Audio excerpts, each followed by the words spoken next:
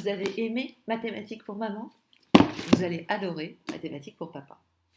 Comme je l'ai écrit dans mon précédent article, quand ma fille a lu l'introduction de mathématiques pour maman, elle en est parvenue.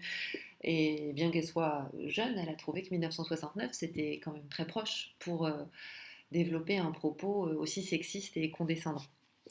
Mais elle m'a demandé à lire l'introduction de mathématiques pour papa, que j'avais oublié d'ailleurs, je ne savais pas trop quoi lui dire. D'abord, la première chose qu'on peut remarquer sur les couvertures, c'est que mathématiques pour maman, la maman fait des mathématiques fort gracieusement. Et d'ailleurs, c'est tout à fait fractal, puisqu'ici, on a la couverture de livre qui est représentée. En tout cas, ça a l'air d'aller très bien pour elle. Papa, il a l'air de galérer sévère. Et là, c'est beaucoup moins rigolo pour lui. Alors, mathématiques pour papa, moi, mon édition date de 1968, donc on est juste un petit peu avant. Je vous lis l'introduction. Vous avez plus ou moins, plutôt plus que moins, oublié les mathématiques de votre enfance. Toutefois, lorsque votre fils revenait du lycée avec un problème du genre suivant, Paul a 1 an de plus que Pierre, ils ont ensemble 27 ans, trouvez l'âge de chacun. Si la solution ne vous en semblait pas évidente, l'énoncé vous rappelait au moins quelque chose. Vos ennuis ont commencé hier lorsque votre jeune fils est venu vous demander de l'aider à résoudre son problème d'algèbre. Vous avez pris l'air suffisant qui vous est habituel. En cas d'ablatif absolu vicieux, vous avez lu l'énoncé du problème et vous avez pâli, devant ce que vous avez d'abord pris pour de l'Iroquois. Étant donné 3 ensembles A, B et C formés d'éléments de même nature, on considère les ensembles F égale A inter B union C et F' égale A inter B union A inter C.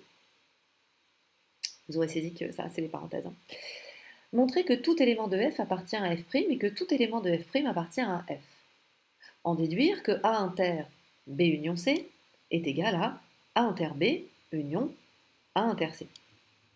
Quelle propriété de l'union et de l'intersection des ensembles cette relation exprime-t-elle? Vérifiez la relation à l'aide de la représentation de l'aire. Vous avez alors brusquement constaté que vous n'étiez plus tout à fait à la page et que votre fils venait de pénétrer dans un monde inconnu et surprenant. Ce fils, il faut pourtant l'aider, car il y va non seulement du succès de ses études, mais surtout de sa confiance en vous. Si vous ne voulez pas perdre la face, parents, ce livre est fait pour vous, car vous devez d'abord comprendre la véritable nature des mathématiques modernes figurant au programme scolaire actuel. Ce besoin de comprendre ces nouvelles mathématiques est d'ailleurs commun à ceux, anciens élèves de l'enseignement technique, secondaire et même supérieur, qui, par nécessité professionnelle, par souci de culture générale ou par besoin de faciliter le dialogue avec la génération montante, veulent se maintenir au courant de l'évolution de la formation des esprits. Pour atteindre son but, ce livre a été rédigé en s'inspirant des idées directrices suivantes.